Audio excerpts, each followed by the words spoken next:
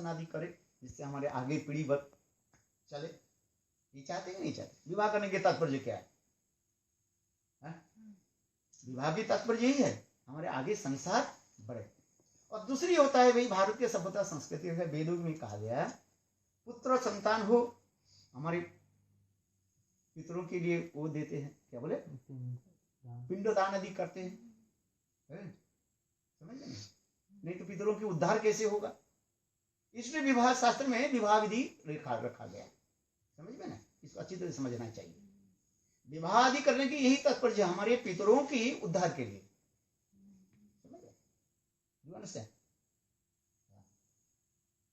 यही विशेष कारण दिखाते हैं। दो कारण लोग विवाह करते हैं, तीसरी कोई कारण नहीं है, समझ में है कि नहीं? दूसरी पहली कारण क्या है, क्या बताया? पुत्र के संतान से उपयोग करके हमारे पीढ़ियों के जय आगे बढ़े, नहीं तो तुम्हारी पीढ़ी यहीं पर समाप्त तो हो जाएगी, समाप्त तो हो जाएगा नहीं, आगे बढ़ेगा नहीं, जनसंख्या भी नहीं बढ़ेगा। इसलिए मुसलमान लोग 3-3, 4-4 बीवी रखते हैं, एक बीवी में कम से कम 10-10 बच्चा पैदा करते हैं। 3 बीवी हो 30 बच्चा हो जाता है उसका, समझिए? एक मुसलमान शादी करता है, उसके 30 बच्चा होता है। लेकिन चाइना में है जो बता रहा हूं भाई, क्योंकि हमारे हिंदू शास्त्र में कहते हैं नहीं भाई ये करना उचित नहीं है, विवाह एक ही करो, पुत्र संतान भी जो है उसके पालन करो। वो तो भगवान की इच्छा से जो होगा ही होगा, वो तुम्हारे हाथ में नहीं है। पुत्र करना आदि जो है तुम्हारे हाथ में थोड़ी है, या तो विवाह भी तुम्हारे हाथ में भी नहीं है। मैं समझ में, हमारे शास्त्र की वचन है, पूर्वाय तो गच्छितं कर्मम, पूर्वाय गच्छितं धनम, पूर्वाय तो गच्छितं विद्यान, ये सब पहले निर्धारित हो चुके हैं। तुम्हारा शादी होगी कि नहीं होगी, बार नहीं होगा कि नहीं होगा, ये पहले ही से निर्धारित है, कहते हैं प्री डेस्टिन है। ये आप नहीं करते हैं, ये तुम्हारे हाथ में नहीं है। तुम जब जन्म लिया वो तो ब्रह्मा जी ने लिख दिया, कब विवाह होगा कब नहीं होगा, और डिवोर्स होगा कि नहीं होगा, और दोबारा शादी होगा कि तीसरी बार शादी होगा कि नहीं होगा, भाई सब कुछ है प्रीडेस्टिनेड। मैं सत्य बोल रहा हूँ, शास्त्र की वचन बोल रहा हूँ, ये आप इसको टल नहीं सकते हो, झूठ नहीं बोल रहा, शास्त्र की वचन है। तुम्हारे विवाह होगा कि नहीं होगा वो भी लिख दिया, आप जन्म कुंडली लिख करके जाओ, वो बता देंगे बोले तुम्हारे विवाह इस साल में होगा, इस साल में होगा, नहीं होगा, पत्नी मर जाएगी, बेटा मर जाएगा, ये सब उसमें लिखा रहता है। ये राशि वो राशि करके सब बता देते हैं। जन्म कुंडली के तुम्हारे परफेक्ट यदि जन्म की आप वो नक्षत्र यदि बता दो, एस्ट्रोलॉजर बिल्कुल बता देंगे, आपके सही बता देंगे, समझे? चलो, क्यों मैंने इसलिए कहा 4 कुमार, ये 4 कुमारों के ब्रह्मा जी ने कहा भाई, कहने बोले बेटा सब विवाह शादी करो। तो उस समय 4 कुमारों ने ब्रह्मा से ये पूछा कि पिता ये अब बताइए, ये आप वर्ण और आश्रम धर्म में बताया, ये वर्ण आश्रम धर्म में कौन सा आश्रम श्रेष्ठ है, ये मुझे बताइए, इस कपट में बताइए। तब उसमें ब्रह्मा जी ने कहा देखो 4 वर्ण 4 आश्रम है, ब्राह्मण क्षत्रिय वैश्य शूद्र, ब्रह्मचारी गृहस्थ वानप्रस्थ सन्यासी। सन्यास आश्रम जो है सर्वश्रेष्ठ कहा गया, और वर्ण में वर्णनाम श्रेष्ठ, ब्राह्मण वर्ण श्रेष्ठ कहा गया, और आश्रम में सन्यास कहा, क्योंकि गृहस्थ आदि आश्रम पालन पोषण में बहुत कष्ट होता है, कॉम्प्लिकेटेड, नॉट सो इजी। एक तो मैं अपना हूं, जब मेरा दूसरा होता है, फिर मेरा कर्म है, फिर जो मेरा बीवी आते हैं उसके कर्म के लिए मैं चलता रहता हूँ, है कि नहीं? अपने चल रहे हो, फिर एक झोला में रख दिया, और झोला में जब कुछ रखते हैं वो भी भारी लगता है कि नहीं लगता है, बताओ भाई ये सच है कि नहीं है? इसमें कोई झूठ नहीं है। आप अपने खाली हाथ में आराम से चल सकते हो, क्योंकि जब आप एक बैग और झोला की जब लटका लेते हो और उसमें कुछ सामान रख लेते हो, चलने में दिक्कत होता है कि नहीं होता है? क्या बताया? तो मतलब क्या है, आप ब्रह्मचारी हो, सन्यासी हो तो अकेला चल रहे हो, जब शादी कर लिया, पत्नी हो गया है, तो पत्नी के लेकर चलने से क्या होता है, पीछे देखना पड़ता है कि नहीं पड़ता है? नहीं, पत्नी तुमको थप्पड़ मारेगा, तो तुम मुझे छोड़ करके भाग गया कहाँ? अच्छा बोलेगा कि नहीं बोलेगा, बताओ है? सच है, तुम पत्नी की और बेटा की तरफ नहीं देखा, केवल अपने दौड़ के चले गए, पत्नी तुमको डंडा मारेगा, बोले शादी किस लिए किया? मैंने ये झोला जो भोला जो बैग जो है ना, ये पत्नी और बच्चा के लिए मैं कह रहा हूँ, भाई उसके साथ में लेकर चलना पड़ता है। अकेला चल जल्दी चले जाओगे, जब दूसरा हो तो आपके पीछे देखना पड़ता है, धीरे धीरे चलना पड़ता है? अपना चप्पल लेकर चले गए, फिर पत्नी कहता है मेरा चप्पल नहीं मिला है, तो उसके बाहर खड़ी होना नहीं पड़ेगा, फिर बच्चा है टैं टैं करता रहता है। अच्छा सच है कि मैं झूठ बता रहा हूँ? मैं सन्यासी हूँ, मैंने कहा चप्पल नहीं मिला तो चल जाओ गाड़ी में बैठ जाओ, किंतु भाई आपका चप्पल ढूंढना पड़ेगा, फिर आपने चप्पल मिला, पत्नी कहते मेरे चप्पल नहीं मिला अभी तक, 2 घंटा लगा दी, फिर बच्चा कहते हैं पापा मम्मा मामा मामा है, ऐसे करते गाड़ी छूट जाती है, ट्रेन छूट जाती है, होता है कि नहीं होता? मेरे कहने की तात्पर्य है यही है। इसलिए ब्रह्मा जी ने भी कहा ये वास्तव संसार धर्म जो है ये कठिन है, ये कोई सरल नहीं है। सरल है? आप लोग बताओ, क्या बता रहे हो? कठिन है कि नहीं? बाल बच्चे को पैदा करके फिर उसके खिलाना पिलाना सारा जीवन तक रह जाता है, मृत्यु के अंतिम समय तक, अंतिम सांस तक भी चैन नहीं मिलता है। विवाह भी करा दिया बच्चा को, घर संसार भी बैठा दिया तब भी जो मन शांति नहीं रहता है। बच्चे के कुछ हो नहीं हो, यहाँ तक भी अपने नाती नाती पर नाती के भी कुछ भी हो तो अभी तुम्हारे मन चिंतित होता है कि नहीं बोला है? और जो सन्यास ले लेता है उसके क्या है, हमारे आगे भी नहीं कोई पीछे भी नहीं, कोई मरे बचे हमें कोई लेना देना है क्या? बताओ सच में ही करे कि नहीं करे? आप लोग जो मैं बोल रहा हूँ अपने अभिज्ञता से मैं बोल रहा हूँ, I am speaking on my own experience, अपने अभिज्ञता बता रहा हूँ। हमें पीछे चले आगे चले क्या जाना है? कौन मर रहा है नहीं मर रहा है कोई नहीं, बस चला गया, हाथ उठा के चलते रहो। तो ब्रह्मा जी ने इस कथा को सुनकर, ब्रह्मा जी के इस कथा को सुनकर के, कौन सा कथा सुना, कौन सा आश्रम श्रेष्ठ बताया? सन्यास आश्रम। तो ये 4 कुमारों ने डिसाइड ले लिया, सन्यास लेकर के ब्रह्म के आराधना करो मुक्ति के, बस चले गए मुक्ति प्राप्ति करने के लिए। कौन सा मुक्ति? भगवान की इफाल्जेंस माने ज्योतिर् में प्रवेश करने, साजुज्य मुक्ति, ब्रह्म साजुज्य मुक्ति के लिए तपस्या करना। ब्रह्मा जी विचार करने लगे, हाय हाय मेरा बेटों की तो दुर्गति हो जाएगा, कम से कम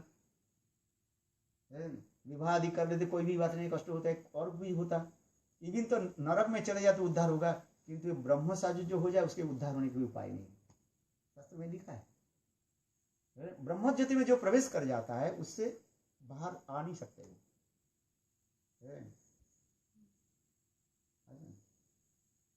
एक होता है ईश्वर साजुज्य होता है और एक होता है परमात्मा साजुज्य होता है, मार्जिन ब्रह्म और मार्ज इन परमात्मा। ये परमात्मा साजुज्य ईश्वर साजुज्य आदि जो है ये बहुत खतरनाक कहा गया, उसके अंदर में कोई नहीं जाए। ईश्वर साजुज्य तो और भी खतरनाक, जो भी लोग जो प्रोसेस के द्वारा ईश्वर साजुज्य प्राप्ति करना चाहते हैं और भी खतरनाक, उसमें कोई नहीं जाएगा। ब्रह्म साजुज्य हो तब भी कोई भक्त भी चले जाए उसको पकड़ कर ले आएंगे, किंतु जहां पर परमात्मा साजुज्य व ईश्वर साजुज्य जो कहते हैं उसमें कोई नहीं जा नहीं सकते, ना कोई उसे निकाल सकते हैं, तो बिल्कुल जो है वहीं पड़े रहेगा। जैसे एक पत्थर के पानी में डाल दो, पत्थर जैसे पानी में पड़ा रहता है ना, वहीं पर बिल्कुल ऐसे अचेतन होकर पड़ा रहता है, अनकॉन्शियस होकर के पड़ा रहेगा। तो उसी के कहा जाता है, शास्त्र में कहते हैं वो इस प्रकार से कहा जाता है क्या, स्पिरिचुअल आत्महत्या कहा जाता है, बहुत खतरनाक। इसलिए ब्रह्मा जी चिंतित हो गए, भाई पिता तो पिता ही है, गुरु और पिता में यही विशेष एक वैशिष्ट कहा जाता है, पुत्र कन्या पिता माता को त्याग दे, किंतु पिता माता को भी पुत्र कन्या की त्याग नहीं देते। शिष्य को भी गुरु के त्याग दे, किंतु गुरु को भी शिष्य के त्याग नहीं देते। यही विशेषता दिखा है। अब ये ब्रह्मा जी तो गुरु भी है, पिता भी है। ये चार कुमारों तो ब्रह्मा जी की बात नहीं माना। क्या बात नहीं माना? संसार धर्म पर शादी करने के लिए ब्रह्मा जी ने शादी करो, वो तो सुना ही नहीं है। क्यों जा रहे कहाँ? आत्महत्या करने के लिए। इसको स्पिरिचुअल सोसाइटी मैंने कहा ना, तो पिताजी कैसे गुरु कैसे स्वीकार कर लेंगे? इसलिए ब्रह्मा जी बहुत चिंतित हो। ब्रह्मा जी गुरु भी है और पिता भी है। मैंने कहा ना, आप अपने बेटा की चिंता छोड़ दोगे क्या? बेटा कोई गलत भी काम भी करे तब भी आप बेटा की अब छोड़ नहीं सकते।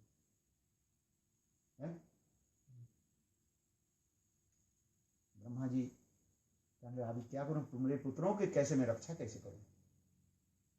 ब्रह्मा जी ने अपने इष्ट देव भगवान विष्णु के निकट प्रार्थना की, प्रभु मेरे पुत्रों के आप रक्षा कीजिए। तब ब्रह्मा जी की प्रार्थना सुनकर के स्वयं भगवान विष्णु अपने चरण कमल के अर्पित तुलसी की मकरंद सुगंध जो है जोग माया के द्वारा ये चारों कुमारों के नाक में प्रवेश कराया। देखो यहां पर कह रहे हैं ये भगवान की चरण कमल की अर्पित जो मकरंद तुलसी की सुगंध इतने शक्तिशाली है, पावरफुल है। ऐसे ब्रह्मज्ञानी की भी वो तोड़ दिया। ब्रह्मज्ञानी जो होता है ना, वो बहुत एक अनिष्ट के ब्रह्म ये हो जाता है, उनकी कुछ क्रिया नहीं होता है बाहर का। ब्रह्मज्ञानी किसको कहा जाता है? गीता में भगवान ब्रह्मज्ञानी की परिभाषा दिया ना, what is the definition of ब्रह्मज्ञानी? सुखेषु अनुविगमना दुखेषु विगत स्पृहा वितरागो भय क्रोधो स्थितोधि मुनिरुच्यते। जो कोई सुख दुख से परे चले जाते हैं, कोई संसार में कोई दुखी है कोई सुखी है, उसके लिए कोई लेना देना नहीं होता है। भाई मर रहे मरने दो, सुखी दुखी भी तो राग, कोई वस्तु के पीछे राग नहीं रहता, आसक्ति नहीं रहता, उनके हृदय में कोई भय नहीं रहता और उनके में क्रोध भी नहीं होता। इसलिए कहते हैं भगवान कृष्ण अर्जुन के यही बताता है ब्रह्मज्ञानी के ऐसे वितरागो भय क्रोध स्थितोधि मुनिरुच्यते। और वो तो बिल्कुल अपने माइंड के जो है, मन के जो है ऐसे स्थित कर लेता है, ब्रह्म में स्थिर कर लेता है ये। उनको और कुछ दिखाई नहीं पड़ता है, ब्रह्म छोड़कर कुछ दिखाई नहीं पड़ता। शरीर में कुंडलिनी युगों की आदि के द्वारा वो ब्रह्म के इसी प्रकार तप्त कर लेते हैं। किंतु भगवान की चरण कमल की मकरंद की तुलसी जो है वो कितने पावरफुल है। ऐसे ब्रह्म ज्ञानी के भी ब्रह्म ध्यान के वो क्या कर देते, तोड़ देते। भगवान की अंग गंध की सुगंध इतने सुंदर है, वो ब्रह्म ज्ञान भूल जाओ। इसलिए भागवत में आ रहे हैं इस कथा को। और वो तुलसी की मकरंद, भगवान की चरण कमल की और की तुलसी की मकरंद सुगंध उनके नाक में प्रवेश किया तो चार कुमारों ने बिल्कुल पागल हो गए, ब्रह्म ध्यान छोड़ दिया है। और ब्रह्म ध्यान छोड़ करके वैकुंठ की तरफ चलने लगे। अब इस समय वैकुंठ के दो द्वारपाल बैठे हुए थे, जय और विजय। आप लोग जानते हैं, संक्षेप में बता रहा हूं। जय विजय उनको रोका, क्योंकि चार कुमार तो ब्रह्मचारी थे, शरीर में ब्रह्म तेज निकल रहा था, देखने बहुत सुंदर था, किंतु शरीर में विशेष कोई वस्त्र नहीं था, केवल डोर को पहने हुए थे। कोई कहते हैं नेकेड, ऐसे नहीं है, डोर को पहना जाता है। भाई ब्रह्मचारी है ना, ब्रह्मचारी बेसी तो कहता है, ऐसे नहीं है बेसी अवधूत होकर तो नहीं कहा गया। अवधूत होने से दूसरी बात होता है, ब्रह्मचारी कहा गया। ब्रह्मचारी बेस होता है डोर को पहनता है। उस समय जय विजय उनको रोका, बोले तुम लोग कहाँ जा रहे हो? बोले कहाँ जा रहे हैं? प्रभु के दर्शन के लिए जा रहे हैं। बोले देखो प्रभु इतने सुंदर है, षडश्चर्य पूर्ण भगवान है ना, शंख चक्र गदा पद्मधारी, इतने सुंदर वैशिष्ट अलंकार, जिनके इतने सुंदर संपद है, और उनके पास जा रहे नंगे धड़े होकर के, ये कोई बात है? बोले नहीं नहीं, जा नहीं सकते तुम। ये 4 कुमार जो है ये भी कम नहीं था, ये गुस्सा हो गया, गुस्से होकर के उनको अभिशाप दे दिया। अब जो भगवत दर्शन में बाधा देते हैं वो असुर है? असुर कौन है?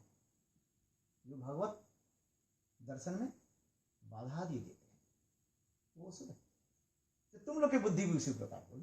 कहाँ हम भगवान के दर्शन के लिए जा रहे हैं और केवल वेशभूषा देख करके तुम बंद कर दिए। जाओ तुम लोग असुर जन करो, मर्त डूबने का। इतने समय भगवान विष्णु बाहर आ गए। भगवान विष्णु बाहर आकर के 4 कुमारों के निकट वो दयनीय होकर के बोलने लगे। भगवान में ये विशेष गुण होता है और किसी में गुण नहीं होता है। दीनता हीनता भगवान के ये विशेष गुण है। तो भगवान अत्यंत मधुर वचन और दीनहीन होकर के 4 कुमारों के कहा, ये देखो हमारे सेवक द्वय तुम लोगों के निकट अपराध किया, ये अपराध मेरा ही अपराध है, मैं अपराधी हूँ, मेरे सेवक के अपराध यानी मेरा अपराध। तो भगवान विष्णु की ऐसे दैन्य वचन सुन करके 4 कुमार भी लज्जित हुए। कहाँ भगवान और कहाँ ये 4 कुमार, इसलिए 4 कुमार सिर नीचा कर लिया भगवान के पास। कोई कुछ बोले आपको ये जीवन में शिक्षा ही है। कोई उद्दंड हो रहे तो आप उसके पास दीनता प्रकाश करे तो काम बन जाता है, और नहीं तो आग में घी डाल दो तो और भी बढ़ जाएगा। तो भगवान की से मधुर वचन और दीनता मधुर वचन के सुन करके 4 कुमार भी लज्जित होकर के सिर नीचा कर दिया और ये जय विजय प्रभु के चरण पकड़ करके रोने लगे। प्रभु ऐसे 4 कुमार तो ये ब्रह्म ये तो हमें अभिशाप दे दिया, न मर्त लोक में जाने पड़ेगा, आपसे बिछोड़ जाएंगे। तो भगवान कहने लगे, देखो न इन लोग के कोई अपराध है न तुम्हारे भी अपराध है, ये तो मेरा लीला करने के लिए बहुत इच्छा भी थी, इसलिए ये सब हुआ। लीलाधारी भगवान लीला करने के लिए। यहाँ पर यही याद रखना, ये जय विजय जीव तत्व नहीं, ये जय विजय कौन सा तत्व है? परिकर तत्व है।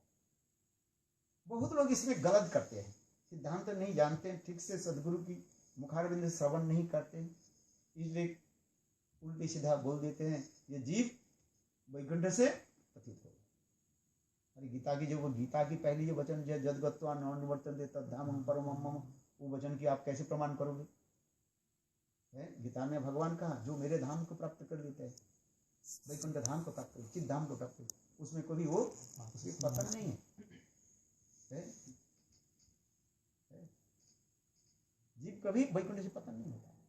जीव की उत्पत्ति कहाँ, जीव तत्व क्या है, परिकर तत्व क्या है, इसका अच्छी तरह से जो भली भांति जो जानते हैं उससे कोई शंका नहीं होगा। और जो जीव तत्व नहीं जानते हैं, परिकर तत्व किसको कहते हैं नहीं जानते हैं, who does not know जीव तत्व परिकर तत्व, so they will make many mistake and many confusion will come and disturbance to others also। ये अच्छी तरह समझ लें। इसलिए हमारे गौरबंदु गोस्वामी महाराज इस कथा को बहुत सुंदर में बताते थे। गौरबंदु गोस्वामी महाराज जी की ग्रंथ जो है, जीव कभी वैकुंठ से नहीं गया। सारे स्कंद के लीडर एक तरफ हो गया, किंतु उन्होंने एक तरफ रहा, ठीक है ना, उनके ग्रंथ में। इसके लिए उनके स्कंद के जितने भी लोग उनके विरोध हो गया था, उनके क्या बोलते जीबीसी में है, उनके प्रचार करने के लिए भी उनको भी तकलीफ दिया है। किंतु सब तो बोलो तो वास्तव रूप में लोग तुम्हारे विरोध करेगा, यही नियम होता है कि नहीं? आप जीवन में कोई सत्य बोलो तो देखोगे लोग तुम्हें विरोध करेगा, किंतु उसके ही तुम्हें पार करना पड़ेगा। सत्य सत्य में डटे रहो, सत्य में प्रतिष्ठित रहो। सत्यम विशुद्धम वासुदेव सद्दितम, सत्यम परम, सत्य वस्तु सत्य रहेगा। एक दिन सत्य प्रकाश हो जाए, तब तक तुम झूठ बोलते रहो। गीता की वचन है। मेरे कहने की तत्व गौरबंदु गोस्वामी महाराज जी के ग्रंथ में ज्यादातर पढ़ता रहता हूँ, और सारे गौरबंदु से मुझे ग्रंथ उनके देते हैं, मैं उनके ग्रंथ पढ़ता रहता हूँ। गुरुदेव की कथा चलो नाम गोस्वामी महाराज जी कथा, गौरम गोस्वामी महाराज जी की कथा में बहुत जो है सादृश्य है। सादृश्य समझते हो, सिमिलरिटी। क्या रस तत्व, क्या सिद्धांत तत्व, everything is perfect. So for this regard, every time I used to read the book of Gaur Govinda Goswami Maharaj, Grantha, Rasa Grantha, Siddhanta Grantha, everything, and Gurudev Grantha. चलो मैं आगे कथा को बताता हूँ। तो भगवान विष्णु ने उनके कहा, देखो मर्त लोग तुम्हें तो जाना ही पड़ेगा। एक्चुअल तुम लोग के कोई अपराध नहीं है। मैं एक दिन मन में विचार कर रहा था जी मैं भगवान हूँ, मेरे बराबर तो कोई नहीं है, तो मेरे साथ कौन रेसलिंग कौन करेगा, कुश्ती कौन लड़ेगा। और मुझे सब भगवान मानते हैं, ऐश्वर्य बुद्धि रखते हैं, ऑपुलेंस मोड।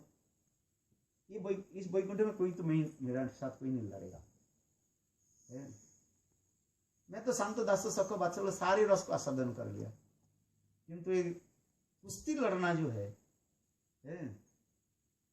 ये रस इधर करके संभव नहीं है। और मर्त लोग में कोई मेरे साथ लड़ेगा कोई। तो एक दिन मैं सोच रहा था, ये जय विजय दो द्वारपाल जो है मोटे छोटा जो था बैठे हुए थे, तो मैंने इनकी तरफ निघारा, मैंने दिखा, हाँ ये दोनों यदि मोटे छोटे दोनों जाए और मर्त लोक में जाए, पृथ्वी लोक में जाए और शत्रु भाव में, तो अब ये लोग हमारे साथ लड़ेगा।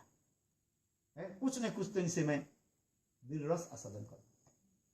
ऐसा नहीं। और मेरा भक्त वात्सल्य जैसे अभी कहा, केवल दिल रस आस्वादन के साथ ही साथ एक कार्य प्रभु करें 5 साल और भक्त वात्सल्य रस में मेरा आस्वादन हो जाएगा। भक्तों की रक्षा करना जो है जगत में यही प्रचार हो जाएगा। भक्त वात्सल्य भगवान की जो एक विशेष गुण है, क्वालिटी क्या है, भक्त वात्सल्य गुण जो है वो भी प्रचार हो जाए। तो इस भावना मेरा मन में हुआ और साथ ही साथ मेरे जोगमाया व्यवस्था कर दी। और 4 कुमार आ गया, उनके मुंह में जोगमाया स्वयं ही बैठ गई और स्वयं जोगमाया इनके अभिशाप दिए। इसलिए भगवान विष्णु कहा कि जय विजय, आप लोग मर्तलोक में जाओ, मैं ही उद्धार करूं। किंतु एक बात बताता हूं, यदि मित्र भाव से तुम्हें मर्तलोक से इस जगत में आना है, वैकुंठ में आना है, तो 7 जन्म लगेगा। धन्यवाद तुम जाएंगे। और यदि शत्रु भाव में हो तो 3 जन्म लगेगा।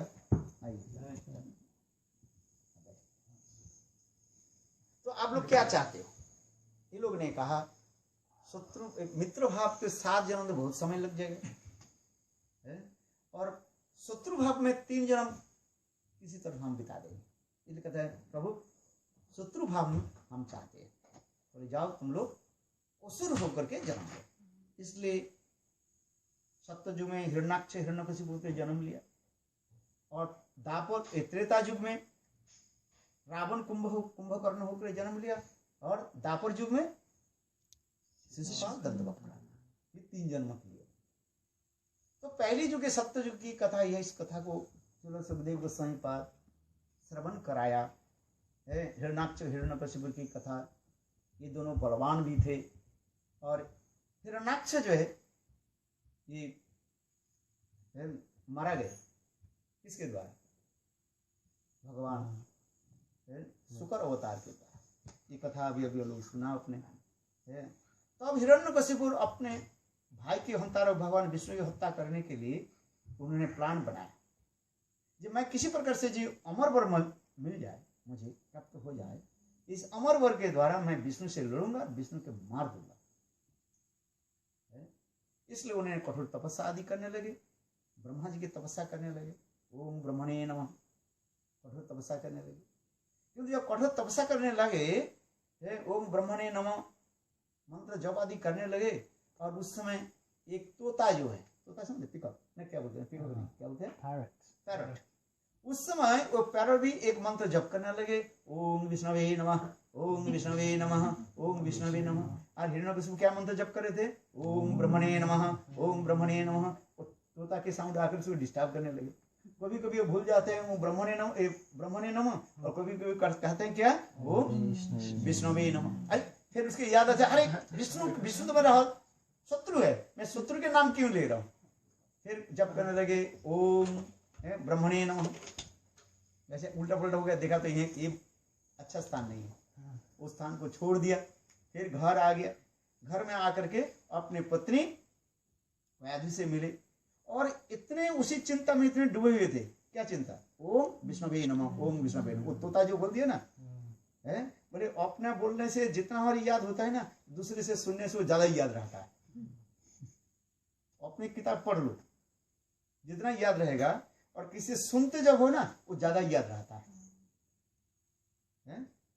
और उससे ज्यादा याद रहेगा जब आप वो क्या पिक्चर देख लेते हो, टीवी देखोगे आप। रामायण अपने पढ़ा, फिर अपने रामायण किसी के मुख से सुना, फिर तीसरी और रामायण जब वो क्या बोलते हैं सिनेमा देखते हो आप, टीवी में देखते हो, देखो टीवी में देखते हो वो ज्यादा आप क्या हो जाता है, आपके इम्प्रेस ज्यादा हो जाता है, आप ज्यादा इम्प्रेस हो जाओगे।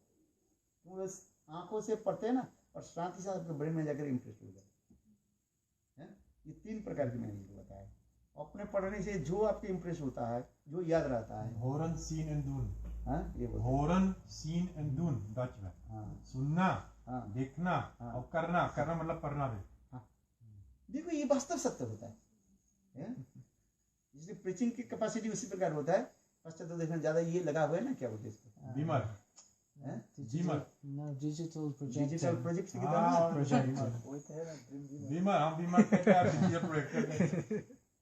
उसमें क्या, तो वो देखते हैं ना, वो ज्यादा इंप्रेशन।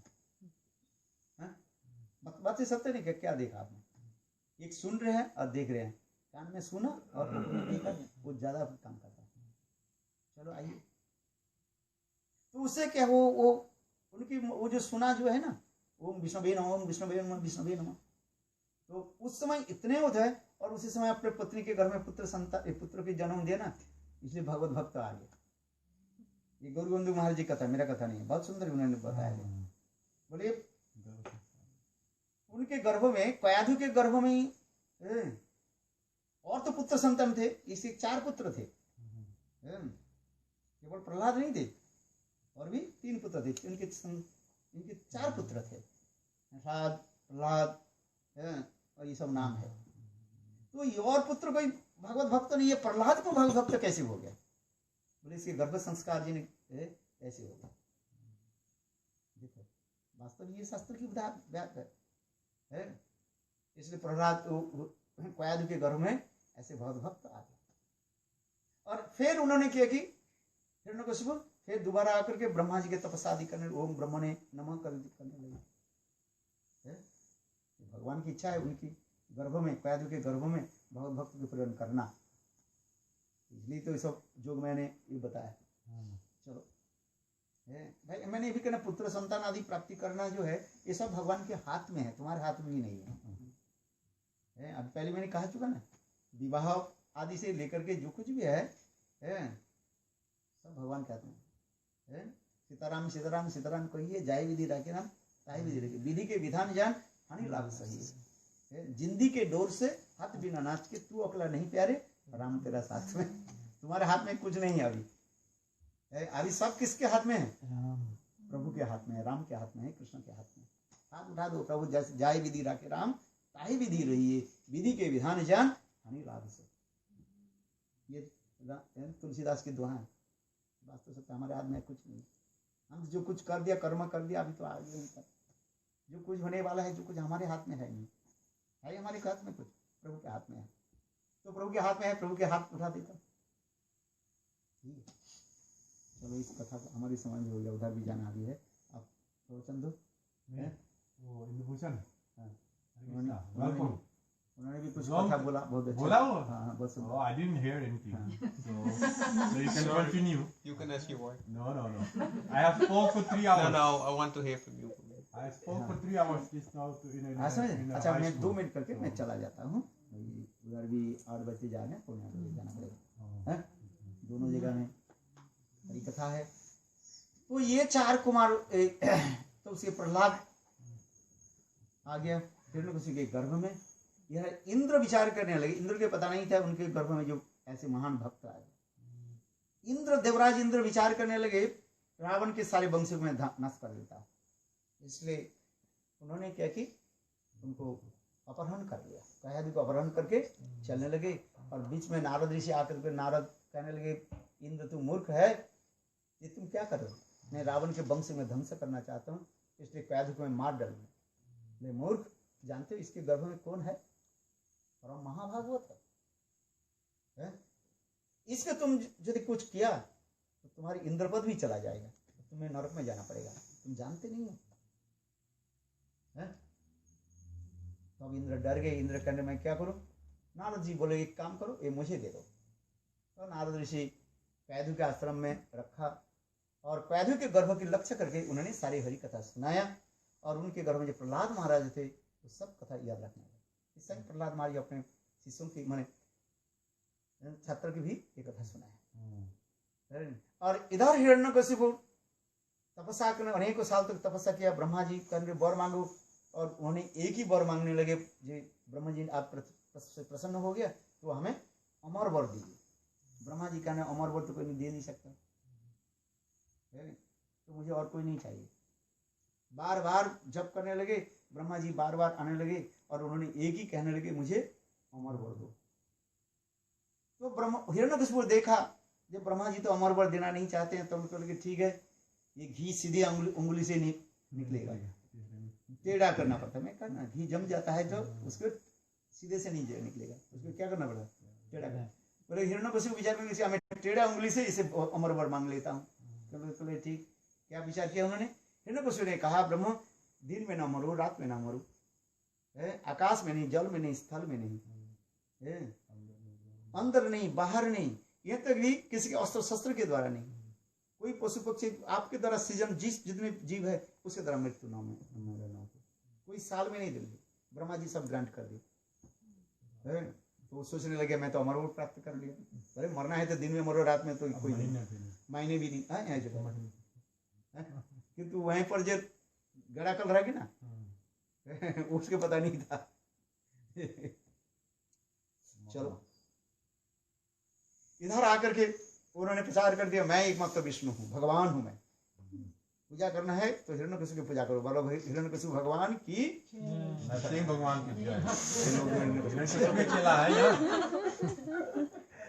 चलो उन्होंने कहा था सारे मठ मंदिर को सब ब्राह्मण के मारो जो पूजा करने वाला है, विष्णु की पूजा करने वाला है, मंदिर को पाट दो, साधु के सब काटो, गला काट दो, गाय को काटो। बोले गाय काटना कब से शुरू हुआ? बोले उसी समय से, हिरण्यकशिपु है ना उस समय से गाय खाना और गाय काटना शुरू हो गया। ये गाय कब काटता है? सब वही समय से, पहले नहीं काटता। अरे सत्ययुग से भी चलते आ रहे हैं ना, ये युग युग की कथा है। प्रश्न यह आ जाता है सचिव में तो सब कोई अहिंसा पर धर्म वाला इंसान थे। नहीं इंसान तो है। सत्ययुग सब युग में, सूर असुर सब युग में रहता है, पाप पुण्य सब जगह। पृथ्वी पे थे महाराज, पृथ्वी की कथा है ना। अच्छा अच्छा। हाँ क्यों नहीं रहेगा? हिरण्यकशिपु का और उसका कथा कहीं और। अरे और कहीं की कथा नहीं है, यही पृथ्वी की कथा है, वही पृथ्वी की कथा है। हिरणाक्ष हिरण्यकशिपु भाई पृथ्वी के, और कहाँ पे जाएगा ये लोग? ब्राह्मण को मारा कि नहीं है? ब्राह्मण की हत्या किया, गायों की हत्या किया, और नहीं ब्राह्मण को तो आके पृथ्वी पे मारा। हाँ। लेकिन सुतल के कथा नहीं पूछ कर। नहीं ये उसी का कथा। अच्छा। आप तो सुनो तो इस प्रकार की जो है जो चल रही, तब उन्होंने कर दिया कोई विष्णु पूजा नहीं करेगा। बड़े पूछे करेगा विष्णु नाम कोई नहीं लेगा। दिन में 10 बार विष्णु नाम लेता है वो स्वयं। क्या बोल रहे हैं? विष्णु पूजा कोई नहीं करेगा, विष्णु पूजा कोई नहीं करेगा। कितना नाम लिया? 10 बार विष्णु नाम ले रहा है और कह रहा है विष्णु पूजा करना नहीं चाहिए। विष्णु भक्त को मारो, कृष्ण भक्त को मारो। सर भाव कृष्ण नाम ले रहे कि नहीं ले रहे? चलो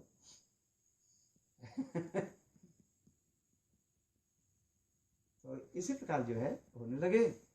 तब इसके पश्चात जो है जब कुछ समय के बाद नारद ऋषि ये क्या बोले प्रहलाद महाराज और उनके पत्नी कैदु के लेकर के पधारे।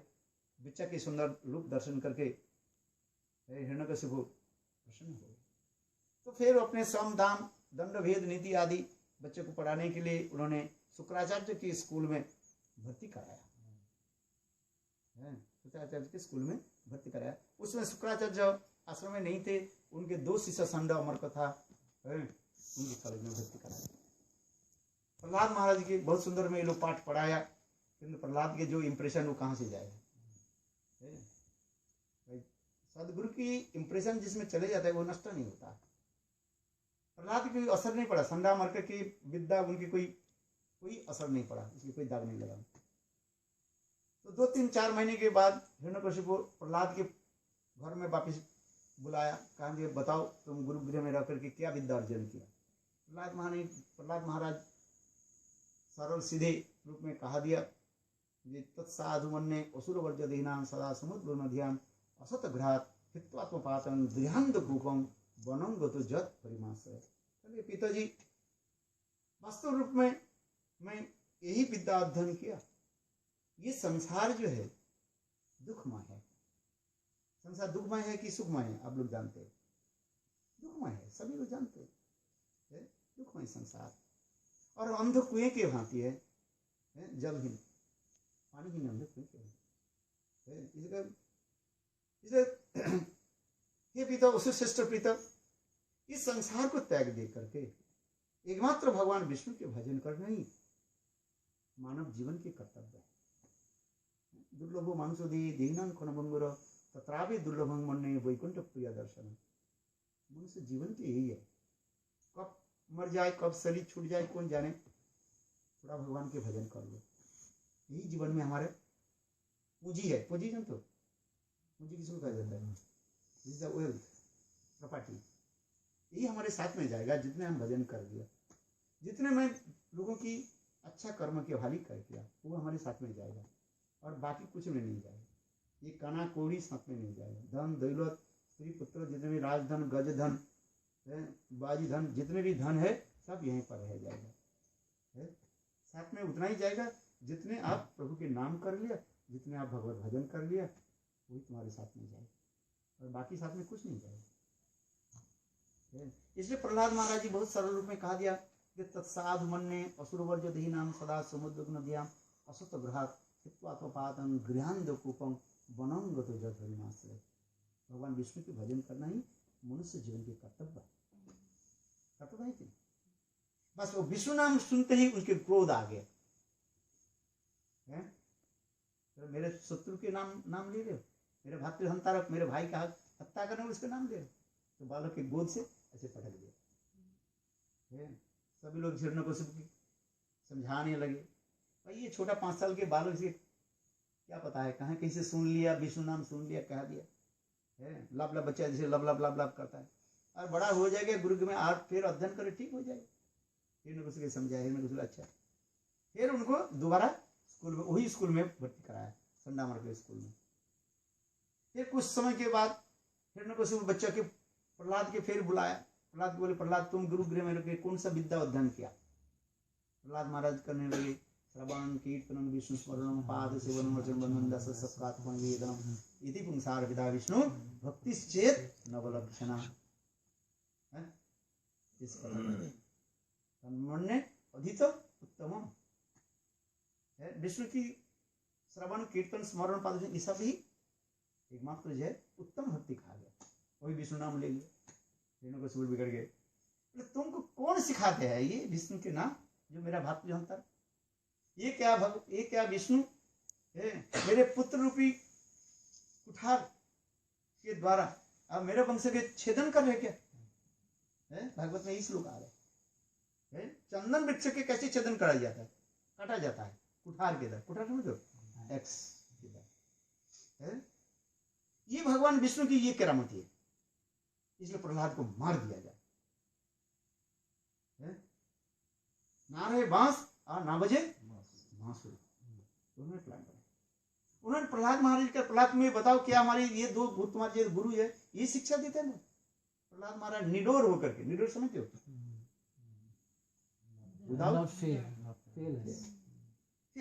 निडोर होकर के बोले ये भी तो ये गुरु कैसे बोलेगा, ये गुरु के भी विष्णु के तत्व में ज्ञान नहीं है।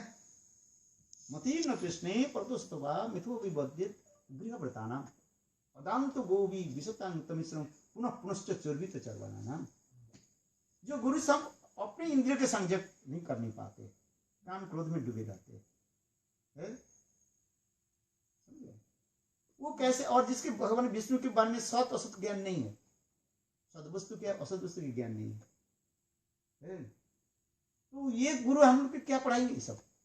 ये नौते विदु सप्तम गते विष्णु दुरास अजय वैरर्थ मानिनो अंधा जतन उपनिमान स्थिति संत्र उर्दाम नहीं बद्ध। जैसे एक अंध व्यक्ति दूसरे अंध व्यक्ति के हाथ पकड़ के ले चले, कहाँ जाएगा?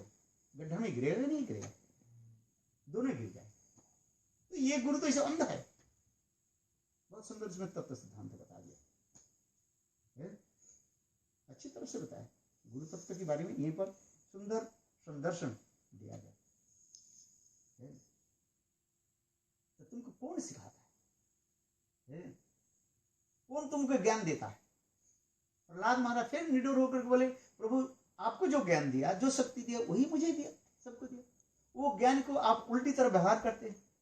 भगवान तो सबकी देते हैं सब कुछ, है कि नहीं?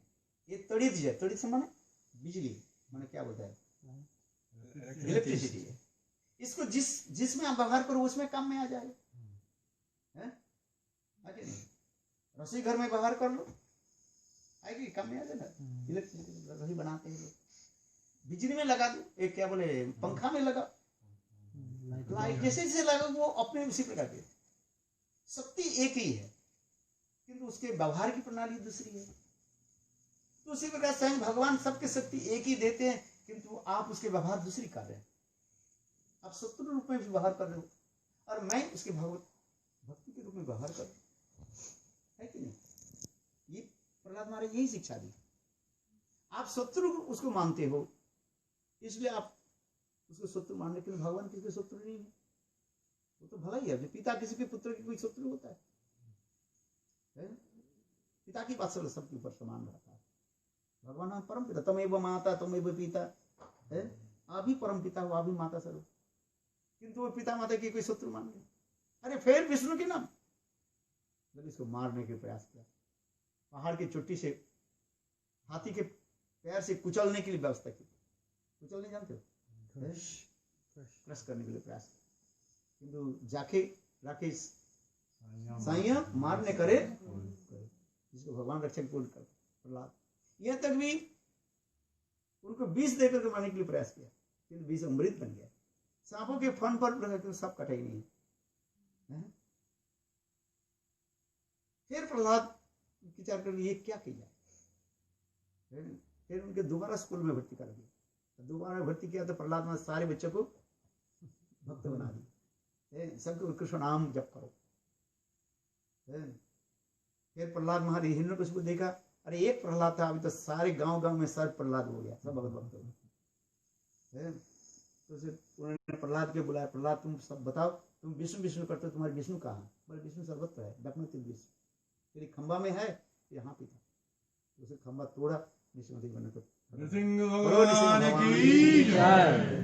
अनंतर स्वयं भगवान नरसिंहदेव भगवान नर और सिंह, ऊपर के भाग जो है सिंह शेर की भांति और नीचे के जो है मनुष्य की भांति, नर सिंह है। और उनके साथ लड़ाई किया बहुत सुंदर रूप में, क्यों वीर रसा सदन करना है। फिर उनको मारा। तो जो मारने के समय हिरण्यकशिपु कहने लगे, नहीं ब्रह्मा जी के अमर वर में प्राप्त कर ली। हिरण्यकशिपु तुम अमर वर नहीं प्राप्त किया, झूठ बोलो। तो तुम दिन में नहीं मरो, रात में मरो। अभी दिन भी नहीं है, रात में नहीं, अभी क्या है? धुली लगना,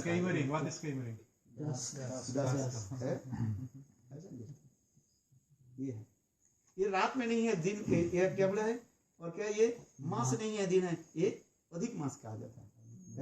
2008 में 18 में आएगा ना, अधिक मास आएगा, मई में आएगा सर, अधिक मास कहा जाता है। अस्त्र शस्त्र नहीं, तुमको मैं अपने नाखून से मैं मारूं।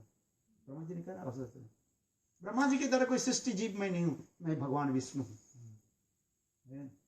ब्रह्मा जी ने मुझे सृष्टि नहीं किया। तो अंत में अपने परिरात पृथ्वी भी नहीं है, जल भी नहीं है, स्थल भी नहीं, तुम मेरा जंघा में है, उनको वक्त दे पाया और हिरण्यकशिपु भी मर जाएंगे। और उस समय भगवान नृसिंहदेव बहुत उग्र मूर्ति धारण किया, उग्र वीर महाविष्णु जलंधर मुखम निशंसन भद्र मृत्यु मृत्यु नमाम, नृसिंहदेव की स्तुति आदि कैसे उग्र मूर्ति धारण। तो उसे देवता लोग चारों तरफ आकर स्तव स्तुति करने लगे। अंत में किसी की स्थिति से भगवान प्रसन्न नहीं हुई तो लक्ष्मी को, लक्ष्मी तुम जाओ अपने पतिदेव के संभालो। लक्ष्मी बोला आप नहीं जा नहीं सकती। तो प्रहलाद के सब करने, प्रहलाद आएंगे। प्रहलाद जब आ गए सन भगवान नरसिंह देव अपने गोद में ले और थप्त पानी कर और अनंत भगवान नृसिंहदेव कहने लगे प्रहलाद कुछ वर मांगो। प्रहलाद कहने मैं वर क्या मांगू, मैं बुनिया नहीं हूँ आपके भजन किया, आपसे कुछ मांगने के लिए नहीं। तब तो भगवान नृसिंहदेव प्रहलाद तुम कुछ वर मांगो। तो अंत में प्रहलाद कहने मेरे पिता माता के उद्धार कर दिए। कहते तुम्हारे पिता माता अपने उद्धार हो गया। फिर शास्त्र में कहते हैं कनिष्ठ अधिकारी हो उसके 7 पीढ़ी अपने उद्धार हो जाता है, मध्यम अधिकारी उसके 14 पीढ़ी उद्धार हो जाता है, और उनके उत्तम अधिकारी हो उनके 21 पीढ़ियां उद्धार हो जाती है। तुम तो उत्तम महाभागवत हो, तुम्हारे पिता माता उद्धार हो गया, तुम कुछ वर मांगो। तब अंत में उन्होंने कहा, प्रहलाद महाराज ने कहा प्रभु सारे जीव को उद्धार कर दीजिए संसार से और समस्त जीवों की जो पाप जो है मुझे दीजिए और उसके पाप भोगने के लिए मुझे इस संसार में छोड़ दीजिए। नृसिंहदेव का आंख डबडबाने लगे, आंखों से आंसू आने लगे। प्रहलाद न भूत न भविष्य।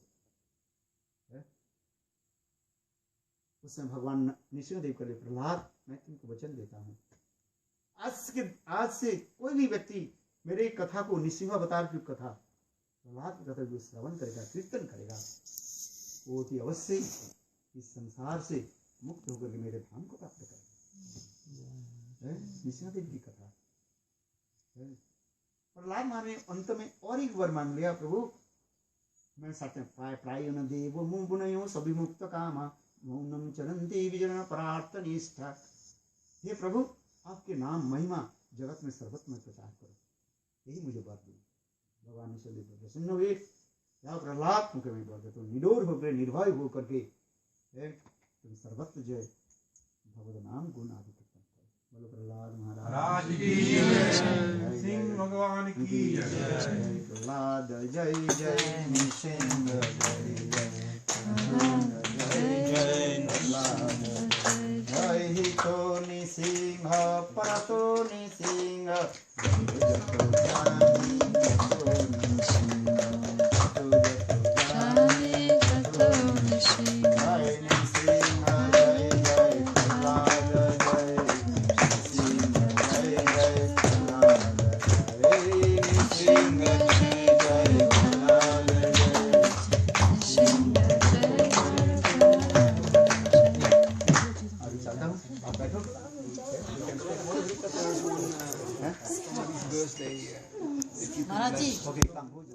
जन्मदिन वाला, अरे जन्मदिन वाला आजा जल्दी से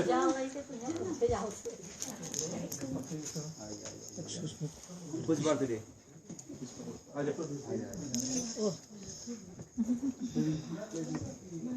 उधर महाराज के पास जल्दी नहीं चल इधर आजा मान लीजिएगा। अरे पहले आना, पहले आइए। किसी से रखना है। प्लीज कम आए बाबा कितना लगेगा? 75 70 80 मंगल भवन। अच्छा सबके हाथ में तो ये पैसे दे दो। हाँ हैं हम बाद में हाँ please take everybody the flowers, everybody hand. अरे चल ले फूल सब पे। बोलो ओम अज्ञानो तिमिरांध्रस्य ज्ञानांजन शलाकया चक्षुरुन्मीलितं येन तस्मै श्री गुरवे नमः।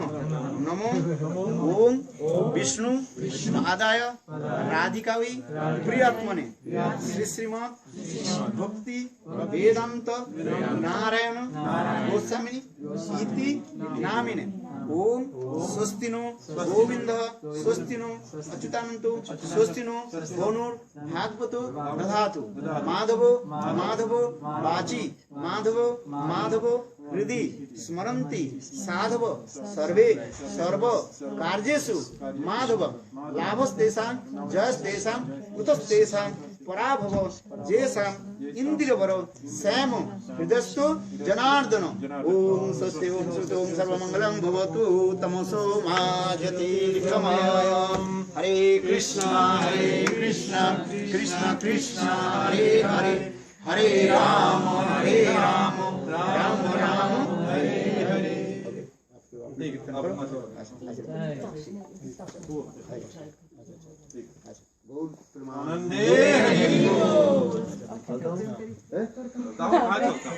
अभी तो आए हैं। इधर भी प्रोग्राम रखा है ना, एक साथ में 2 प्रोग्राम रखा है, एक अच्छा हम तो बहुत खुश है तू आए बाबा। चलो आप लोग स्नेह बजाय रखें। सीमा को रखते हैं आपके लिए, आप आते रहे ना। अरे इसी